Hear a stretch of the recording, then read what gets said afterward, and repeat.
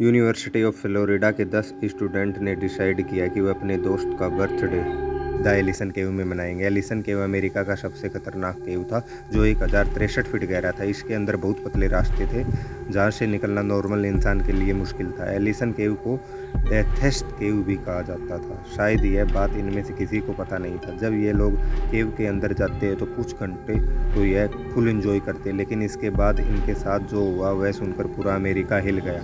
खड़े दर्जनों रेस्क्यू में से किसी को समझ में नहीं आ रहा था कि इनके साथ ये कैसे हुआ।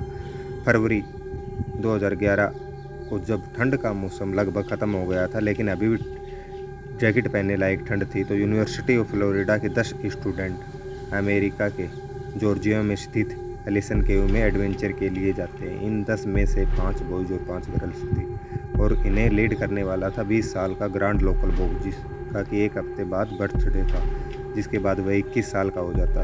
उसका बर्थडे को सेलिब्रेट करने के लिए लोग केव में जा रहे थे, लेकिन ग्रांट को क्या पता था कि उसका एक कदम इसके माँ बाप की दुनिया को उजाड़ के रख देगा। इसके साथ उसका 18 साल का बेस्ट फ्रेंड माइकल पीरी भी था। इन 10 लोगों में से कुछ लोगों ने पहले भी कई केव को एक्सप्लोरर किया था।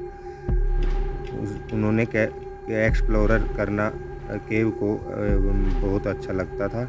इन लोगों ने ग्रांट का बर्थडे एक हफ्ते पहले ही किसी केव में जाकर सेलिब्रेट करने के लिए सोचा था, इसलिए उन्होंने चुना जॉर्जिया का सबसे खतरनाक केव द एलिसन केव, जो लगभग 1063 फीट गहरा था। लेकिन हैरान कर देने वाली बात तो यह थी कि इस केव के अंदर एक फैंटास्टिक पिट नाम का गड्ढा था, जो लगभग 586 फीट गहरा था।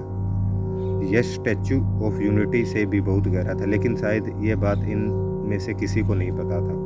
11 फरवरी 2011 को ये लोग यूनिवर्सिटी ऑफ फ्लोरिडा से 436 मील की दूरी तय करके जॉर्जिया जाते हैं, जहाँ यह एलिसन केव के पास एक होटल में रुकते हैं। उनका रोड मैप कुछ ऐसा था। इन्हें पहले कार में होटल से माउंटेन तक जाना था, फिर माउंटेन से केव तक हाइकिंग करना था, इसके बाद केव के अंदर जाना था। अगले सुबह ये लोग होटल से कार में माउंटेन के लिए निकल जाते हैं। माउंटेन के पास पहुँचने के बाद ये लोग अपना फ़ोन कार में ही छोड़ देते हैं, क्योंकि केव के अंदर नेटवर्क नहीं आता।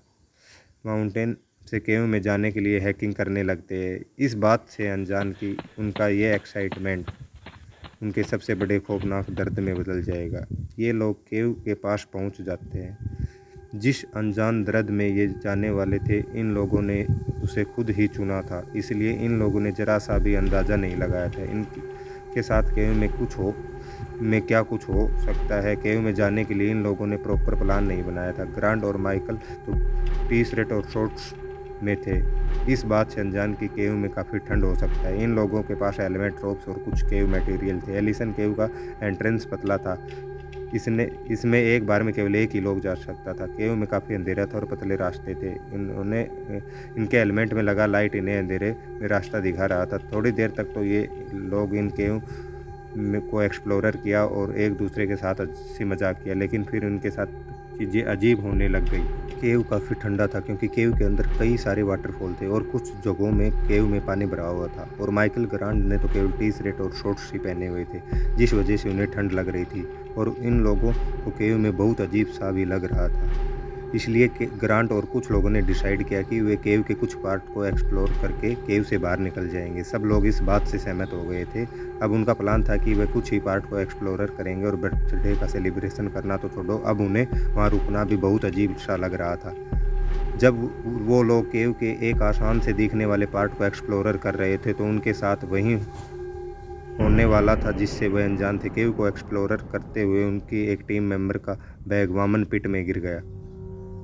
यह भी एक फैंटास्टिक पिट जैसा गड्ढा था, पर यह फैंटास्टिक पिट से छोटा था। बैग के अंदर उन लोगों के इम्पोर्टेंट सामान थे। टीम का लीडर होने की वजह से ग्रांट नीचे जाकर बैग लाने के लिए तैयार हो गए, लेकिन लोगों ने उसे मना कर दिया था कि रहने दो, ये बैग के चक्कर में कोई रिस्क लेने की ज़रूरत नहीं। यहाँ तक कि उसके बेस्ट फ्रेंड माइकल ने भी मना कर दिया था, लेकिन ग्रांट ने किसी की भी एक ना सुनी और 1:30 बजे चुके थे।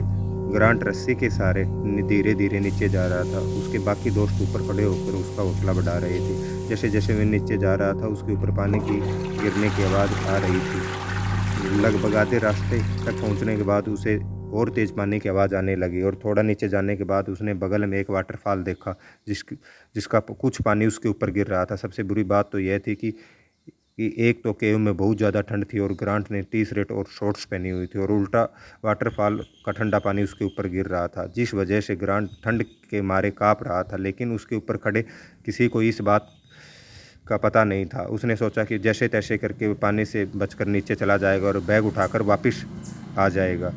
वो पानी से बचने के लिए इधर उधर में मूव करने लगा तो वह इतना मूव कर रहा था कि रस्सी एक जगह अटक गई और उसका मूव करना बंद हो गया। बस यहीं से उसके साथ खौफनाक दर्द की घटना बीतने वाली थी। ग्रांट अपने आप को मूव करने के लिए रस्सी को सुलझाने लगा, लेकिन रस्सी को सुलझाने के चक्कर में वह इतना उलझ गया कि रस्सी में ही फंस गया। वह धीरे धीरे वाटरफॉल के पास चला गया जहाँ सारा पानी उसके ऊपर गिर रहा था और वाटरफॉल से बचने के लिए अपने आप को हिला रहा था, लेकिन उसकी यह कोशिश भी नाकाम रही।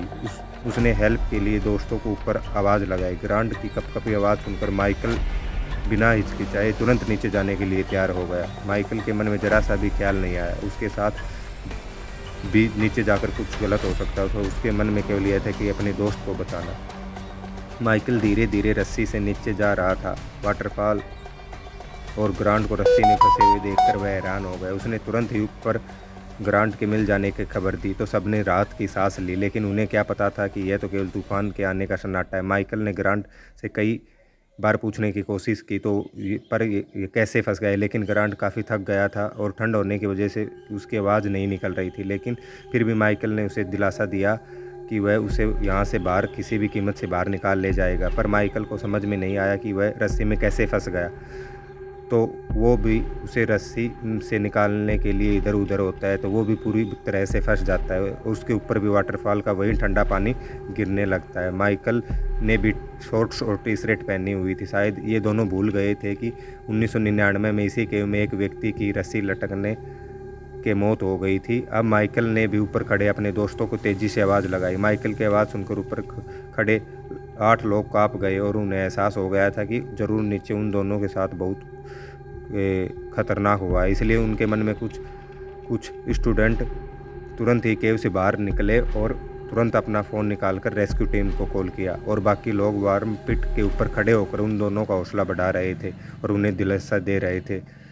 2:19 में जब माइकल नीचे से कोई जवाब नहीं दे रहा था तो जो रस्सी पहले से एक जगह रुकी हुई थी वह ढीली पड़ चुकी थी। रेस्क्यू टीम ने सबसे पहले उन 8 लोगों को गर्म कपड़े दिए और फिर रेस्क्यू तुरंत ही अपना ड्रेस पहन के पिट के नीचे उतरने लगे। तकरीबन 3:30 बजे जब वह माइकल और ग्रांट के पास पहुंचे तो उन दोनों की मौत हो गई थी। उन दोनों की बॉडी काफ़ी ठंडी पड़ चुकी थी। बर्फीले पानी में भीगने के बाद हाइपोथर्मिया से उनकी मौत हो गई थी और ठंड लग जाने की वजह से अब उनको सांस लेने में दिक्कत हो रही थी। सांस न मिलने की वजह से उनको धीरे धीरे तड़प के उनकी मौत हो चुकी थी। बाहर खड़े स्टूडेंटों का रो रो के बुरा हाल हो गया था। यह खबर यूनिवर्सिटी ऑफ फ्लोरिडा और उनके फैमिली को बता दी थी। रेस्क्यू टीम के सामने अब यह मसला खड़ा हो गया कि वह उनकी डेड बॉडी को ऊपर कैसे निकाले।